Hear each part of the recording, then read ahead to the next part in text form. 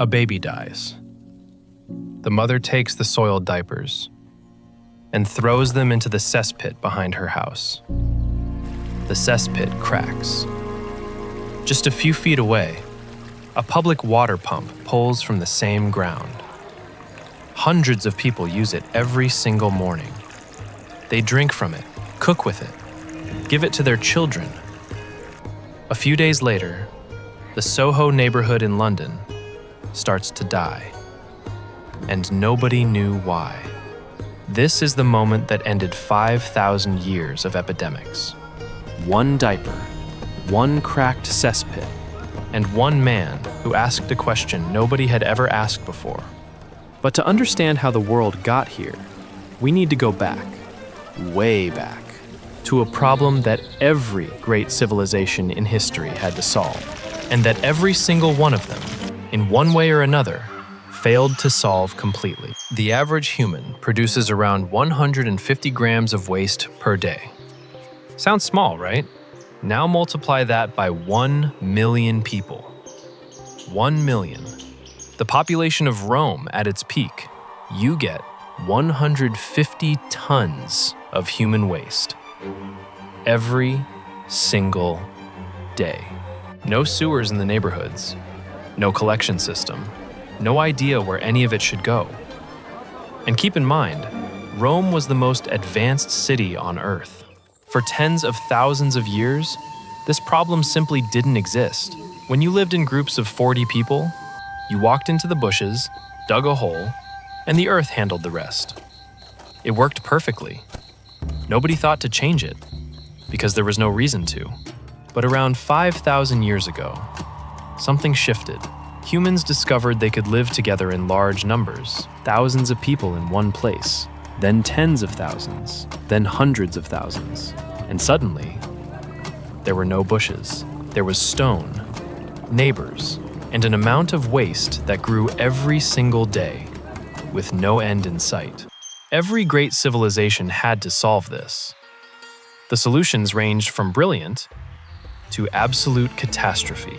4,500 years ago, in what is now Pakistan, a civilization built something extraordinary, something the rest of the world wouldn't come close to until the modern era.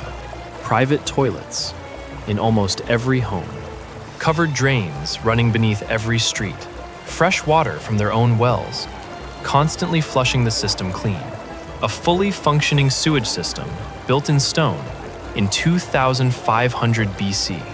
Now think about that for a second. Victorian London, 4,000 years later, was dumping raw sewage directly into the River Thames, 4,000 years later, and wondering why people were dying of cholera every summer. The Indus Valley civilization wasn't wondering anything. They had the answer, carved in stone, for millennia. Their cities were clean, organized, engineered with a precision Europe wouldn't reach for another 4,000 years. And then, they vanished. We don't know exactly why.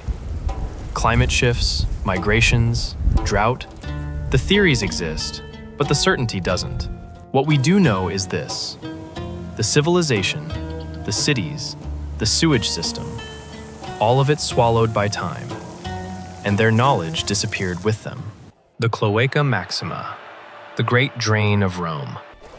An engineering achievement so massive, you could sail a boat through it. Built to carry waste away from the wealthy neighborhoods, away from the senators' palaces and the imperial forums. Impressive, without question. But if you lived in an apartment block, and most Romans did, your reality was completely different. You went to the public toilet, a long stone bench, no dividing walls, no privacy, 20 strangers sitting in a row, shoulder to shoulder, having full conversations. Business deals were discussed there, politics, gossip.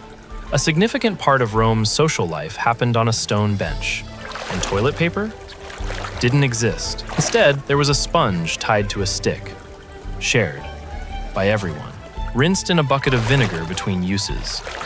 And that, by the way, is most likely where the expression comes from, getting the wrong end of the stick. Now you know. But if you couldn't make it to the public toilets at all, you opened your window and emptied your chamber pot directly into the street. Directly. Roman law actually gave you the right to sue someone who hit you with a bucket of human waste falling from above. Think about that. A specific law. A law that doesn't get written, unless it happens often enough to need one. Rome held together with this system for a few hundred years. But when the empire fell, everything fell with it. And what came next lasted 1,000 years. 1,000 years. Let that sink in. 1,000 years during which Europe completely forgot what Rome had known. The fall of the empire didn't just erase borders and legions. It erased the sewers. It erased the knowledge. It erased even the idea that waste was a problem to be solved, rather than ignored. Every morning, people walked to their windows and shouted, "Gardez-l'eau!" from the Old French, "Gare de l'eau," watch out for the water, and threw everything they had produced overnight directly into the street below. You know why high-heeled shoes were invented? Not for fashion.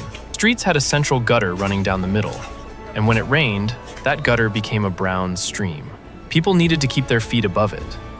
And when it didn't rain, the smell just sat there, motionless, between the buildings.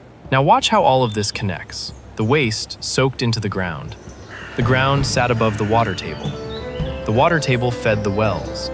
The wells fed entire cities. The water looked clean. It came from the earth. It was cold and clear. The Black Death killed 1/3 of Europe. 1/3. Tens of millions of people, in less than a decade. Medieval medicine blamed bad air, the stars, divine punishment. The answer was sitting right there, in the ground, beneath every well in every European city. But nobody was asking the right question. Until 1854, London, the Soho neighborhood. An ordinary summer in the middle of the 19th century. And suddenly, people start dying. Hundreds of deaths in just a few days, all from the same neighborhood.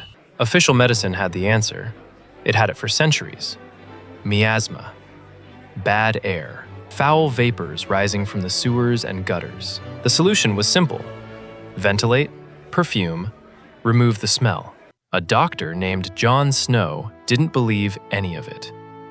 He takes a map of London and marks every single death, dot by dot, family by family, every victim, every address.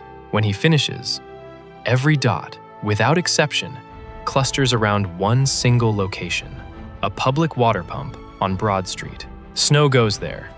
He stands, he looks, he talks to the survivors. He asks every family one question: where did you get your water? And the answer is always the same: the pump on Broad Street. Snow digs into the data, and just a few feet beneath that pump, he finds exactly what he suspected: a leaking cesspit. A few days earlier, a mother had thrown the soiled diapers of a baby who died of cholera into it. The water had seeped into the water table. The water table fed the pump. The pump fed the neighborhood, and the neighborhood was dying. Snow removes the handle from the pump. The epidemic stops. Let that land for a moment. 5,000 years of cities drowning in their own waste. 1/3 of Europe killed by plague. Entire generations dead from a cause they never once understood. All of it came down to one question that nobody had ever asked correctly. Where does the water go after it enters the ground? One doctor with a map changed everything. From that moment, the world started building differently. Real sewage systems, water filtration, treatment plants, complete separation between drinking water and waste. Everything that makes a modern city possible. The next time you turn on your tap or flush your toilet, remember that technology cost 5,000 years, several hundred epidemics, and one stubborn doctor who refused to believe that air kills people. The flushing toilet changed the life expectancy of the entire human species. It turned cities that died every summer into places where people grow old. And it received, in return, almost nothing.